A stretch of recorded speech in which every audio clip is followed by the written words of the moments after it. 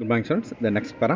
The mineral salts like calcium and magnesium are deposited on the teeth and form a hard layer, tartar or calculus called plaque. பார்த்தோம்னா பற்களோட மேற்பகுதியில் calcium மற்றும் magnesium ஆகியவை பற்களின் மேல் படிந்து daughter அல்லது calculus என்னும் கடினமான படிவை ஏற்படுத்துகின்றது. If the plaque formed on teeth is not removed regularly, if would spread down the teeth into the narrow gap between the gums and enamel and causes inflammations called gingivitis. இப்படி இருக்கக்கூடிய அந்த படிவு, அந்த கடினமான படிவை நீக்காமல் போயிட்டோம்னா பல்லின் ஈறு மற்றும் எனாமல் பகுதிகளுக்கு இடையே உள்ள இடைவெளியில் இது பரவி வீக்கத்தை தோற்றுவிக்கும். இதை என்ன செய்யணும்னா அந்த படிவானது பல்லு மற்றும் பல்லின் ஈறு மற்றும் எனாமல் பகுதிகளுக்கு இடையே உள்ள இடைவெளியில் இது பரவி வீக்கத்தை தோற்றுவிக்கும். இதற்கு ஈறு வீக்க நோய் என்று பெயர், ஜிஞ்சிவிட்டிஸ். ஈறு வீக்க நோய் என்று பெயர். எதுக்கு இடையில இருக்குன்னு பார்த்துக்கங்க. ஈறு மற்றும் எனாமல் பகுதிகளுக்கு இடையே இந்த இது ஸ்ப்ரெட் ஆகி அப்படியே ஒரு வீக்கத்தை தோற்றுவிக்குது.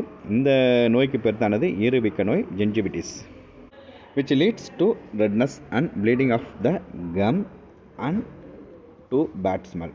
The hard chewing surface of the teeth is made of enamel and helps in mastication of food.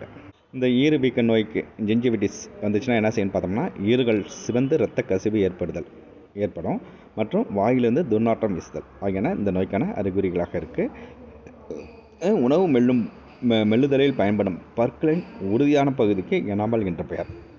The teeth is made of enamel and helps in mastications. பற்களின் உறுதியான பகுதிக்கு எனாமல் என்ற பெயர். இந்த பகுதி வந்து எதுக்கு யூஸ் ஆகுதுன்னா உணவை மெல்லுவதற்கு யூஸ் ஆகுது. The next para. Tongue is a freely movable muscular organ attached to the posterior end by the frenulum to the floor of the buccal cavity and is free in the front.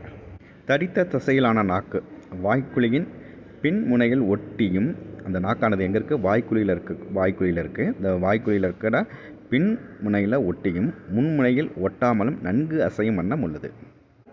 நாக்கின் பின்பகுதி வாய்க்குழியின் தரைப்பகுதியில் frenulum என்றும் அமைப்பின் மூலம் ஒட்டப்பட்டுள்ளது. பின்பக்கம் ஒட்டியும் முன்பக்கம் அசையும் வண்ணம் நாக்கு இருக்குது. அந்த வாய்க்குழியோட பின்பக்கம் தரையில் ஃப்ரெனுலம் என்ற அமைப்பு மூலம் ஒட்டப்பட்டுள்ளது நாக்கானது. It acts as a universal toothbrush and helps in intake of food, chew and mix food with saliva, to swallow food and also to speak. இந்த நாக்கானது பொதுவாக பல்லை தூய்மைப்படுத்தும் அமைப்பாக உள்ளது.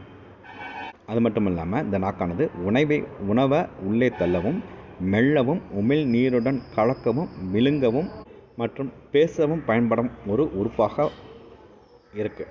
The tongue is a universal toothbrush. இந்த நாக்கானது பொதுவாக பற்களை தூய்மைப்படுத்தக்கூடிய அமைப்பாகவும், அது மட்டும் இல்லாமல் உணவை உள்ளே தள்ளவும், மெல்லவும், உமிழ் நீருடன் கலக்கவும், with saliva, to swallow food and also speak. அது மட்டும் இல்லாமல் பேசுவதற்கும் இந்த நாக்கு ரொம்பவும் பயனுள்ளதாக இருக்குது.